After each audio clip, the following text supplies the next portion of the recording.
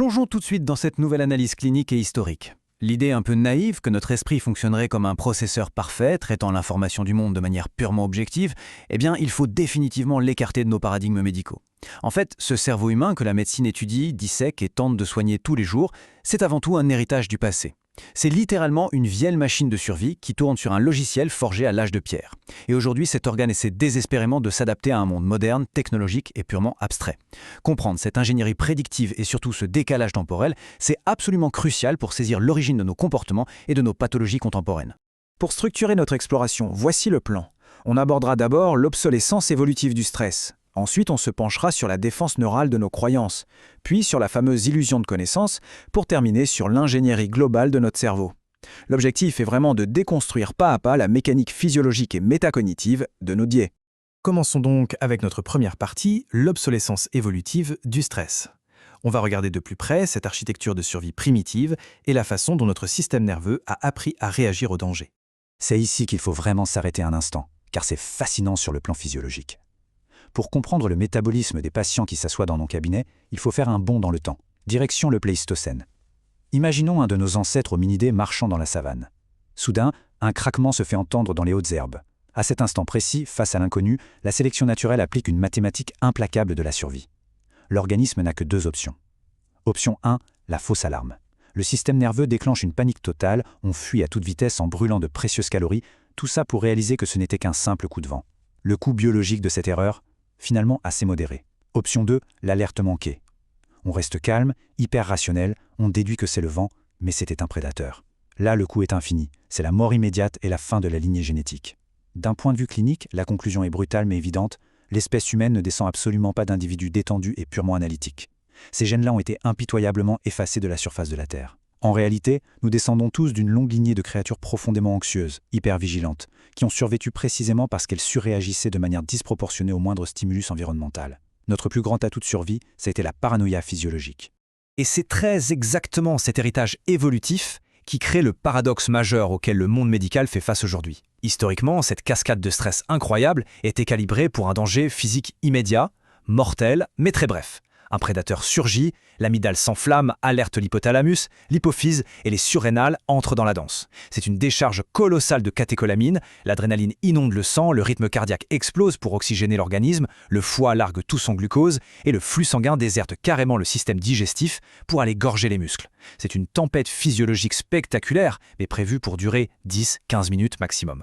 Le temps de combattre ou de fuir. Ensuite, le système redescend. Mais aujourd'hui, que se passe-t-il ? Cette même cascade hormonale monstrueuse s'active chez un interne de garde dont le beeper sonne en boucle ou chez une personne qui scrolle des articles ultra anxiogènes sur l'inflation.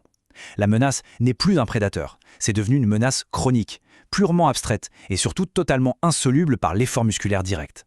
Le corps se prépare frénétiquement pour un sprint de survie musculaire qui n'aura jamais lieu, piégeant des torrents d'hormones de stress dans la circulation sanguine sans aucune échappatoire physique.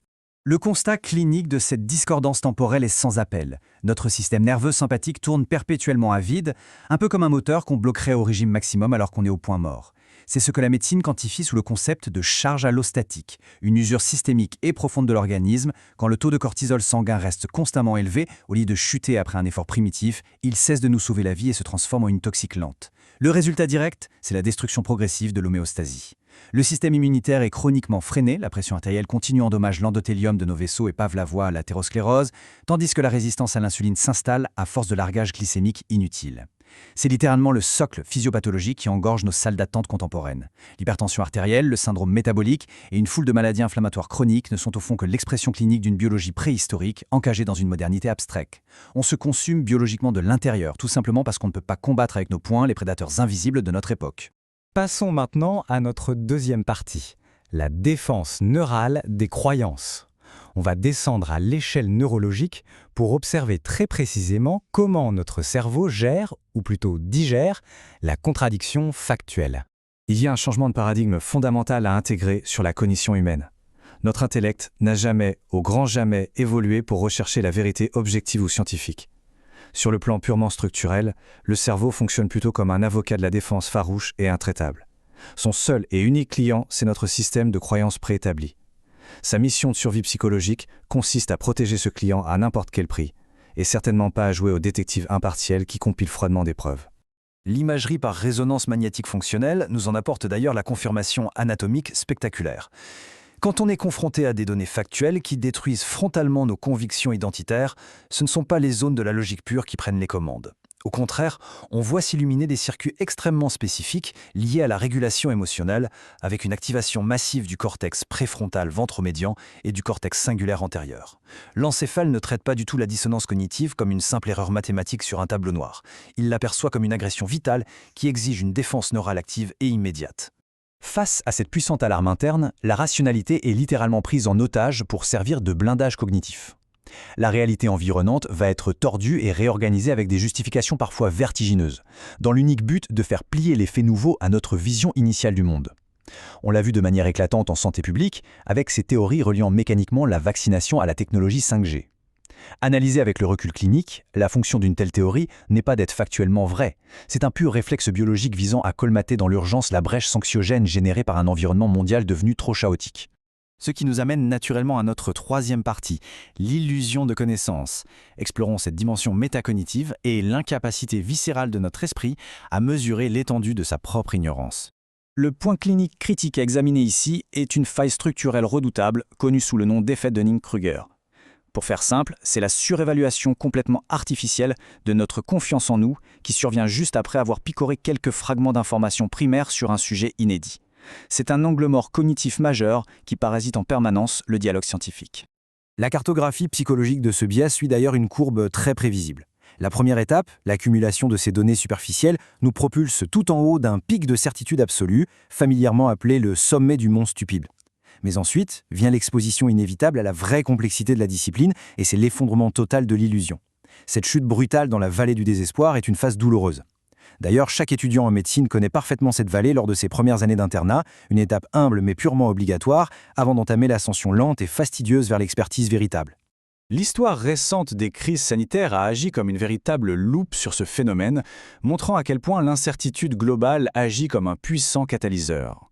Le besoin viscéral d'obtenir des réponses rassurantes a instantanément transformé des foules d'individus, souvent sans la moindre notion de base en biostatistique, en experts dogmatiques capables de trancher publiquement et sans trembler sur des sujets d'une complexité absolue, comme la pharmacocinétique virale.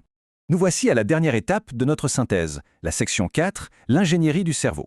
Prenons un peu de recul pour recadrer la fonction historique de tous les mécanismes que l'on vient de décortiquer. En pratique clinique, il est essentiel de ne pas tomber dans le piège qui consisterait à pathologiser systématiquement ces biais humains.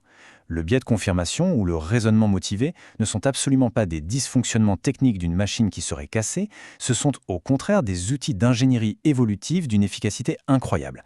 Ils ont permis, à travers les âges, de maintenir une cohésion tribale et des liens sociaux souvent irrationnels mais vitaux. L'empathie inconditionnelle que l'on porte à nos proches, rendue possible en ignorant biologiquement et délibérément leurs défauts, est en réalité un pur triomphe de cette évolution. Le constat historique et clinique définitif de notre exploration est clair, l'architecture encéphalique humaine est avant tout celle d'une formidable machine de survie sociale et prédictive. Le temps n'a jamais façonné ce système biologique pour en faire un arbitre infaillible de la vérité absolue. Le véritable défi de la médecine contemporaine ne se limite donc plus à perfectionner nos outils pour réparer le corps physique. Il réside dans notre capacité à traiter et à comprendre des patients dont l'esprit réagit à notre monde abstrait comme s'ils étaient encore traqués dans les plaines de la savane.